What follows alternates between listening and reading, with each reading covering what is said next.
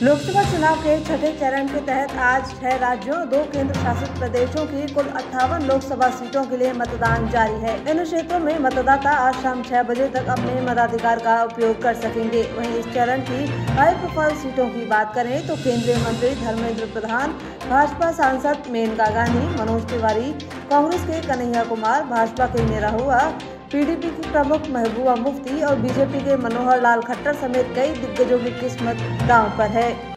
दिल्ली की सभी 7 लोकसभा सीटों पर भी आज वोट डाले जा रहे हैं। ऐसे में राष्ट्रपति द्रौपदी मुर्मू, कांग्रेस की पूर्व राष्ट्रीय अध्यक्ष सोनिया गांधी, राहुल गांधी, प्रियंका गांधी समेत कई दिग्गजों ने दिल्ली में अपना वोट डाला।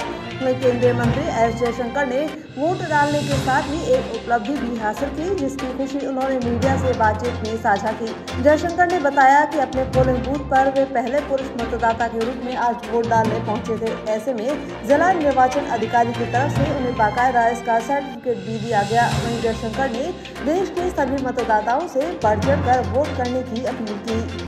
देश में आज एक तरफ लोकसभा चुनाव के छठे चरण के लिए वोट डाले जा रहे हैं, वहीं दूसरी तरफ 7वें और आखिरी चरण के चुनाव के लिए प्रचार अभियान भी तेजी पकड़ रहा है। इस कड़ी में आज प्रधानमंत्री नरेंद्र मोदी बिहार और उत्तर प्रदेश में कई चुनावी सभाओं को संबोधित करेंगे।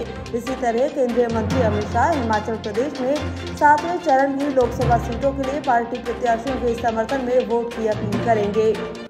लोकसभा चुनाव 2024 के छठे चरण का मतदान आज शुरू हो गया है। इस बीच वोट की अहमियत को दर्शाते हुए मशहूर सैंड आर्टिस्ट सुदर्शन पटनायक ने ओडिशा के पुरी बीच पर एक कलाकृति तैयार की। उन्होंने इस कलाकृति के जरिए मतदाताओं को देश भर में जारी लोकसभा चुनाव और राज्य के विधानसभा चुनाव के लिए मतदान करने की अपील की। सुदर्शन पटनायक ने यह कलाकृति आम की मदद से तैयार की।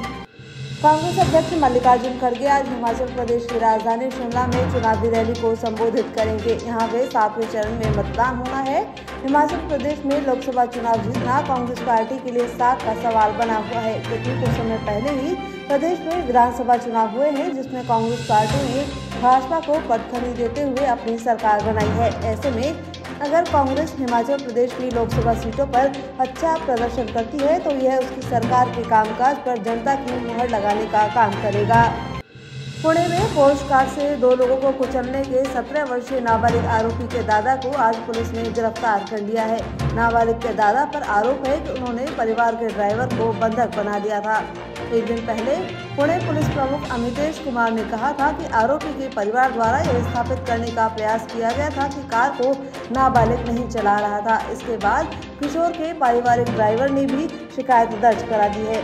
नर्मदा पुलिस ने किशोर के दादा और पिता के खिलाफ आईपीसी की धारा 365 यानी किसी व्यक्ति को गुप्त रूप से और गलत तरीके से कैद करने के इरादे से अपहरण करना व 368 यानी गलत तरीके से छिपाना या कैद में रखना के तहत एक केस दर्ज किया है।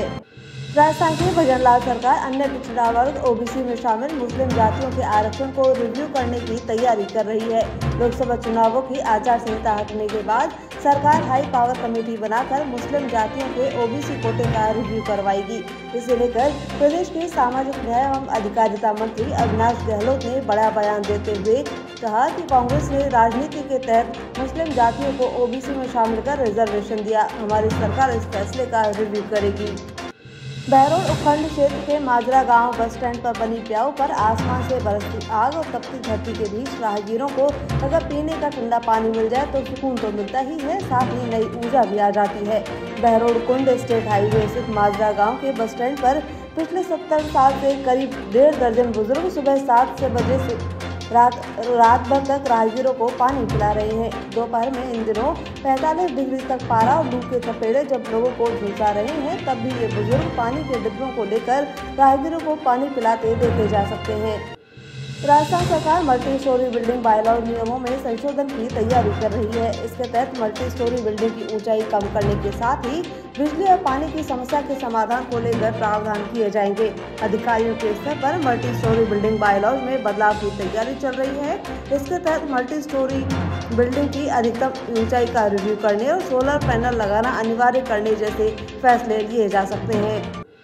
भारत इन दिनों मौसम की मार झेल रहा है। भारत के उत्तरी इलाकों में जहां धूप और लू की मार है, तो वहीं दक्षिण भारत के इलाकों में बारिश ने तबाही मचा रखी है। उत्तर भारत में मानसून के आने में अभी देरी है। मौसम विभाग ने उत्तर पश्चिम भारत के लिए रेड अलर्ट तो केरल के कुछ जिलों के लिए येलो अलर्ट जारी किया है। केरल में प्री मानसून एक्टिविटीज ने तबाही मचा दी है। केरल के कई जिलों में मध्यम से भारी बारिश हो रही है। केरल के 7 जिलों के लिए मौसम विभाग ने येलो अलर्ट जारी किया है। अंडमान निकोबार में भारी बारिश की चेतावनी भी जारी की गई है।